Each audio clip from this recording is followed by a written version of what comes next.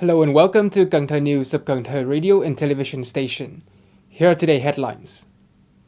Reviewing the midterm of the implementation of the resolution of City Party Congress 14 tenure for 2020-2025. Conference on food safety in the production, processing and consumption promotion chain of Pangasius Products by the Ministry of Agriculture and Rural Development.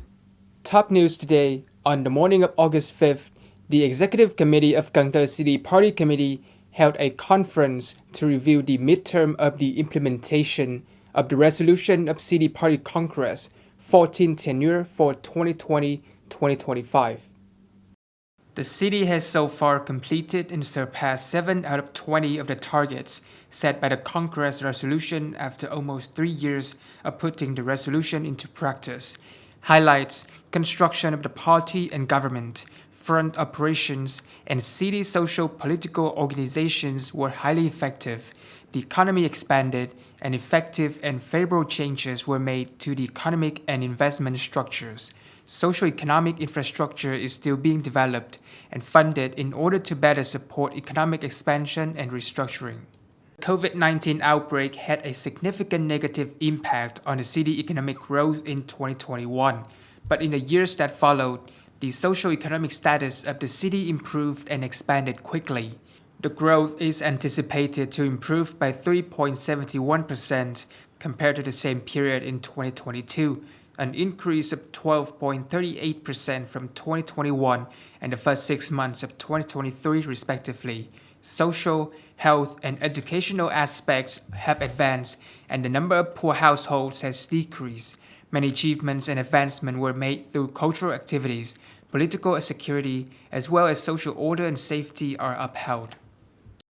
In order to stabilize the market, ensure supply and control, and increase the food prices in the country, the Ministry of Industry and Trade proposes to the People Committee of the provinces and cities to cooperate in the work of stabilizing the market.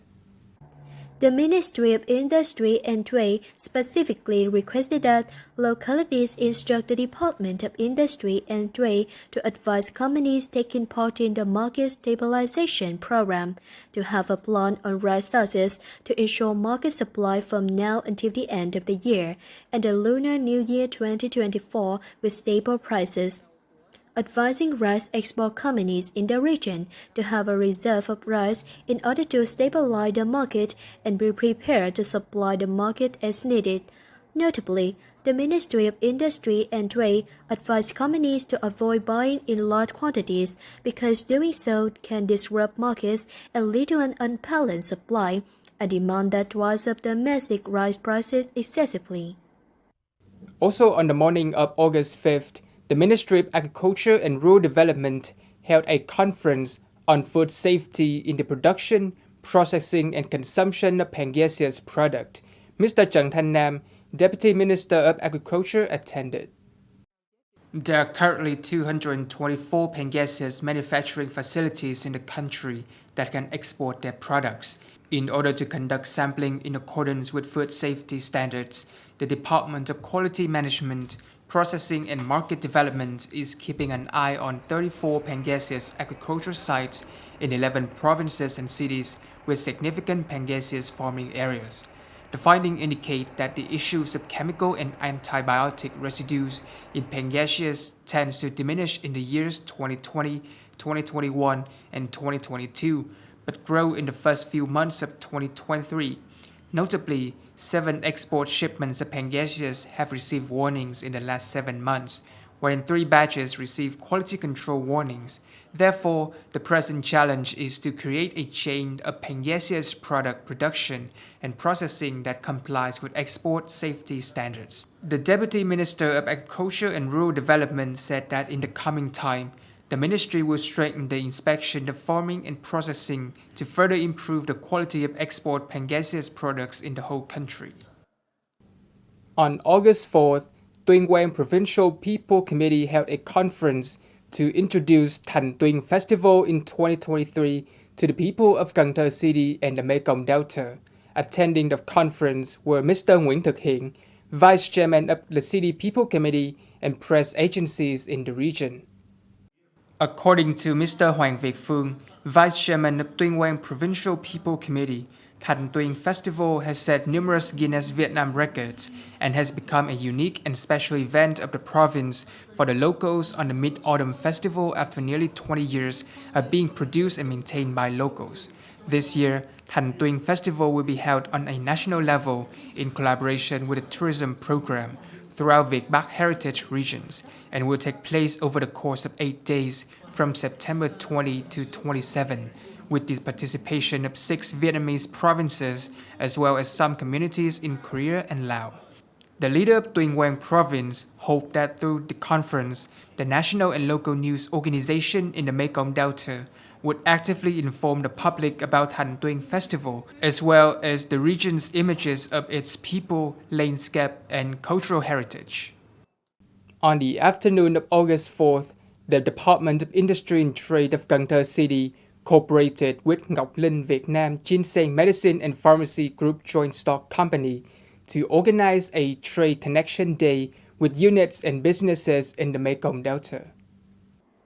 Gng Ginseng Products have established a distribution, wholesale, and retail system in Cần Thơ, Hậu Giang, and Cambodia with the help of the city's functional industry.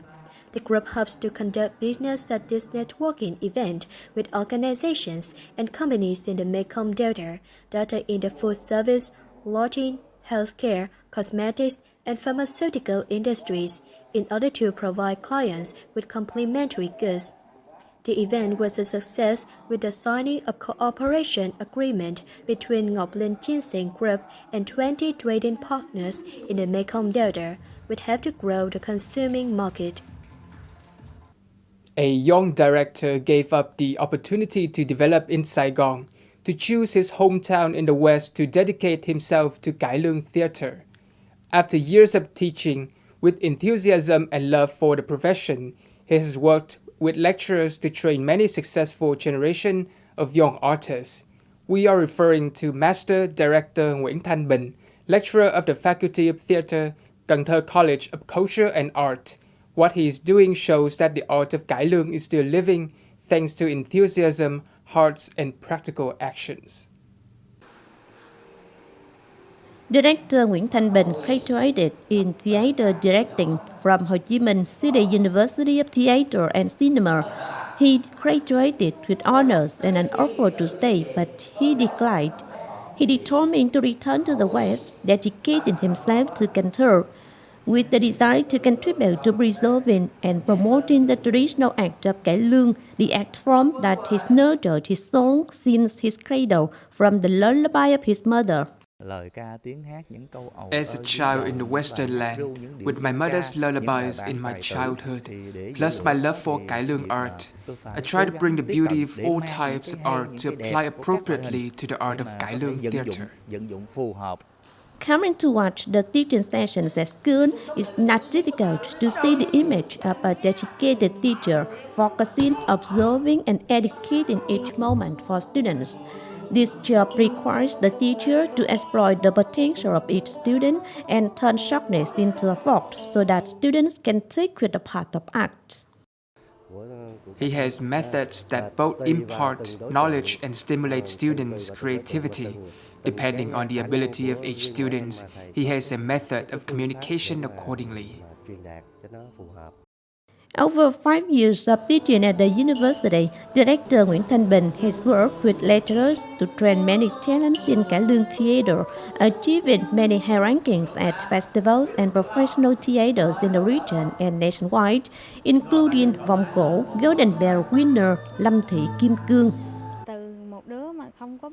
From someone who did not know how to perform on stage, teachers taught me to get to where I am today.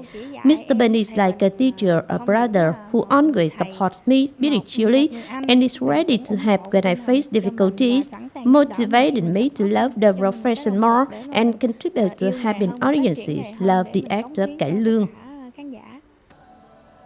Knowing that the road ahead is still challenging, certain successes and the belief of fans, students, and colleagues are great motivations for young directors like him to firmly step on the journey of training successor actors, keeping attached to cải lương theatre art.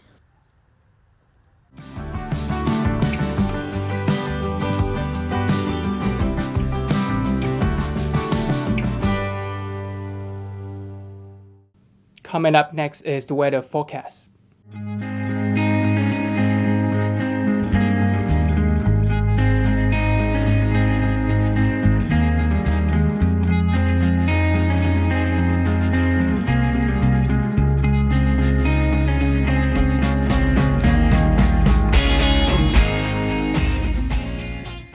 Thank you so much for watching, and I'll see you next time.